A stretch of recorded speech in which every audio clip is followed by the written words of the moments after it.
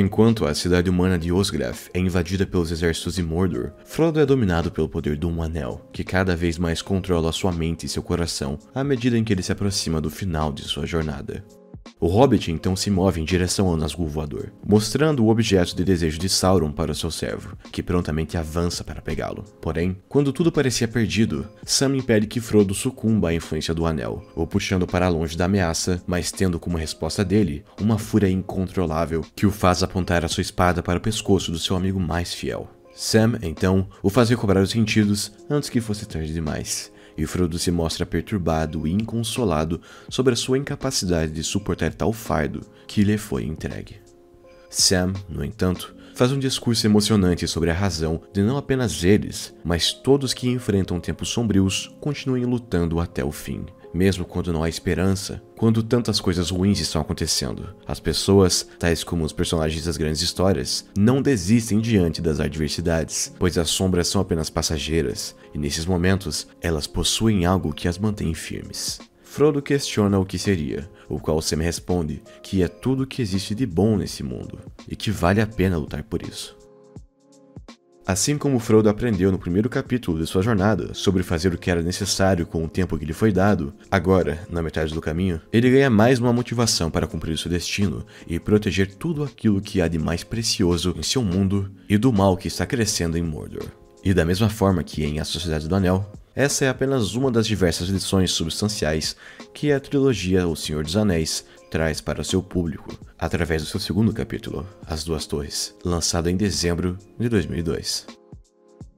Por se tratar de um episódio intermediário, tanto nos cinemas quanto nos livros, o diretor Peter Jackson, em conjunto com as roteiristas Fran Walsh e Philippa Boyens, tinha um desafio ainda maior em desenvolver a adaptação de As Duas Torres, pois por se tratar de uma obra sem início e sem um fim propriamente dito, ela poderia se tornar apenas uma protelação para o grande finale, sem identidade ou relevância, algo que vimos recentemente com as sequências de Animais Fantásticos. Porém, a equipe não se deixou amedrontar pela responsabilidade e temos aqui mais uma obra-prima do cinema da fantasia, que eleva os riscos apresentados no filme anterior, traz novos personagens memoráveis, dá ainda mais camadas aos veteranos e nos brinda com valores de produção ainda mais impressionantes e algumas das melhores cenas de batalha da história do cinema.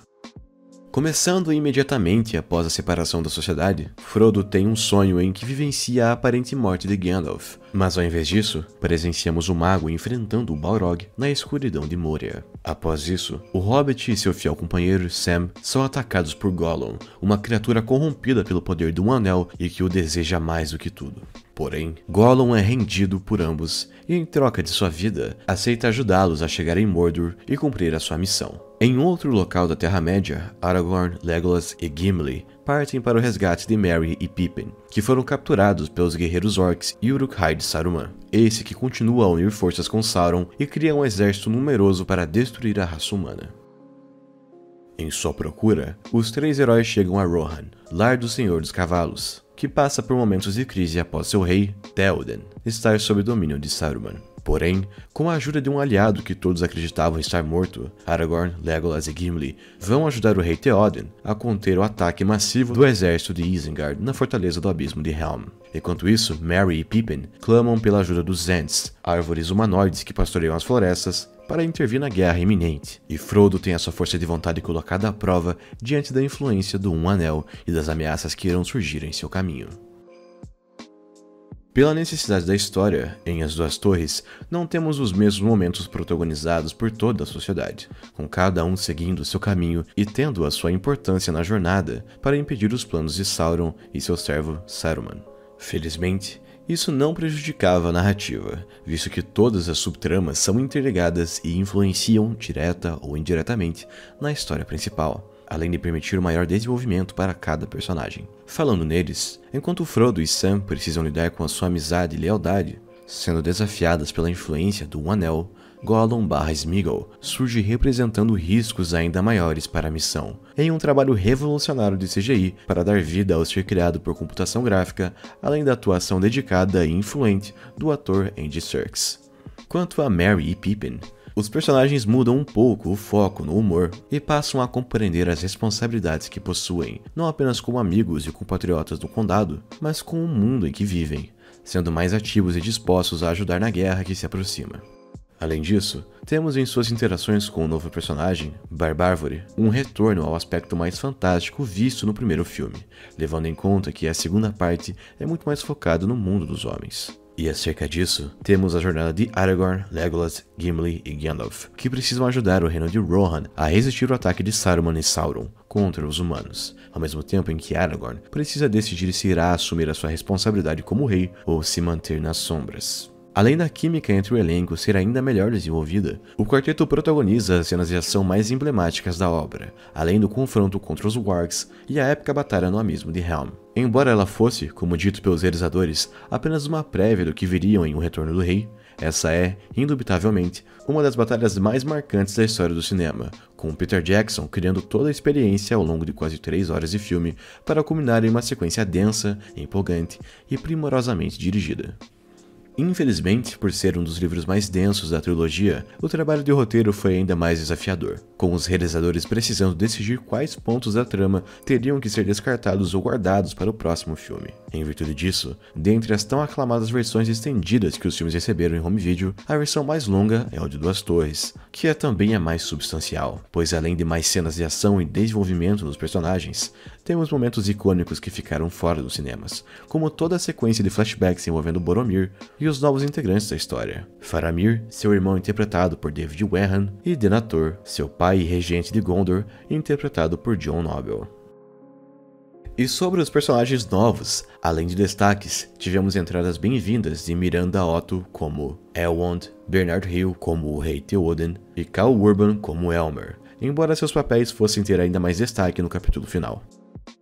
Dentre as novas adições, a única que não possui o tempo devido em tela é Grima Língua de Cobra, personagem vivido por Brad Dourif, e que apesar de ter a sua importância, seu pouco espaço em tela impede um melhor desenvolvimento do personagem e suas motivações. Apesar desses pequenos pormenores, As Duas Torres é uma obra-prima que leva ainda mais além o trabalho artístico de seus realizadores. E, mesmo que muito da estética, arquitetura e design de produção seja focado no mundo dos homens, a riqueza nos detalhes segue impressionante e a construção de Rohan e Gondor segue o mesmo padrão de beleza dos reinos élficos vistos no filme anterior. E como não poderia deixar de ser, temos mais uma vez o trabalho impecável de Howard Shore na trilha sonora, que além das músicas já icônicas, nos apresenta um tema majestoso dos Cavaleiros de Rohan e as épicas trilhas de batalha que elevam o nível da ação.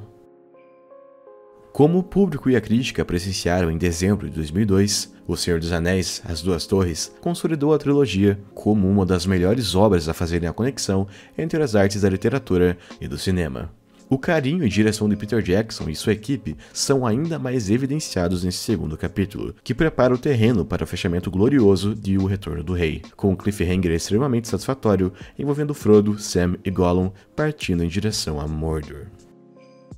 Poucas vezes no cinema tivemos uma sequência que fosse capaz de manter o nível e qualidade apresentado no filme original. Porém, O Senhor dos Anéis ditou novas regras, e ainda que o segundo capítulo tenha problemas que podem torná-lo inferior ao seu antecessor para alguns, segue como um episódio fundamental na história e com uma execução primorosa. Como dito por Gandalf nos momentos finais, a batalha pelo abismo de Helm havia acabado, mas a batalha pela Terra-média estava para começar. De certa forma, essa frase indica que o que nos foi mostrado no segundo filme era apenas uma amostra da conclusão épica do capítulo final. Ainda assim, As Duas Torres é uma sequência essencial por, dentre outras coisas, nos ensinar uma lição através da jornada de seus personagens, que mesmo diante das dificuldades, das privações, dos sacrifícios que todos precisam realizar, toda a luta é válida, se for para proteger tudo aquilo que há de bom no mundo. Esse é mais um ensinamento que Tolkien deixou aos seus personagens icônicos e que Peter Jackson disseminou para o público através do poder da sétima arte.